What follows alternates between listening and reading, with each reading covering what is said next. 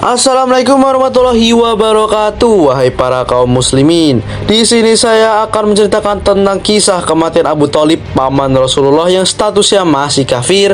Oke, kita lanjut dan simak baik-baik video ini, dan semoga video ini bermanfaat bagi kita semua. Amin amin ya robbal alamin.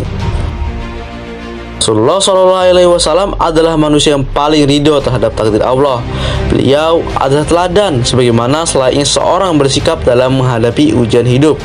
Tapi beliau juga memiliki sisi kemanusiaan umumnya, merasakan apa yang dirasakan manusia biasa. Beliau merasakan lapar, sakit, perih karena luka dan sedih.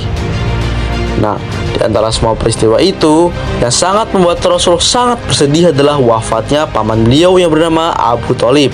Terlebihnya, sang paman wafat dalam keadaan masih memegang agama Jaliyah.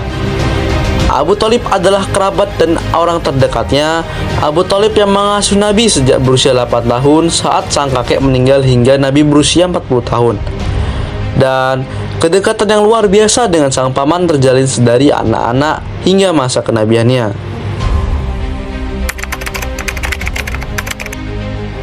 Suatu hari, Abu Thalib pernah didatangi oleh pemuka kafir Quraisy yang bernama Abu Sufyan. Dan dia berkata, "Abu Thalib, keponakanmu itu sudah mencaci maki berhala-berhala kita, mencela agama kita, tidak menghargai harapan-harapan kita, dan menganggap sesat nenek moyang kita. Sekarang kau harus hentikan ia. Kalau tidak, biarlah kami sendiri yang akan menghadapinya. Oleh karena itu, engkau juga seperti kami tidak sejalan, maka cukuplah engkau mewakili kami menghadapi dia." Namun, permintaan dari pemuka kafir Quraisy tersebut ditolak dengan baik oleh Abu Thalib. Kafir Quraisy pun tak terus-terusan bersekongkol melawan dakwah Nabi Muhammad SAW.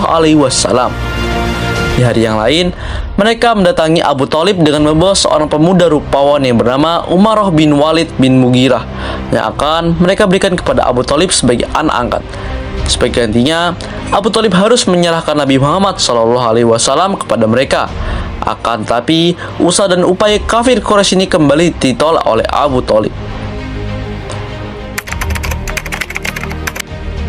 Suatu ketika, meskipun Abu Thalib tidak memeluk agama Islam, ia menyuruh putra yang bernama Ali bin Abi Thalib agar mengikuti ajaran Nabi dan meninggalkan agama leluhurnya. Dan ketika itu, Rasulullah juga sudah mengajak berkali-kali Abu Thalib untuk bergabung ke agama Islam.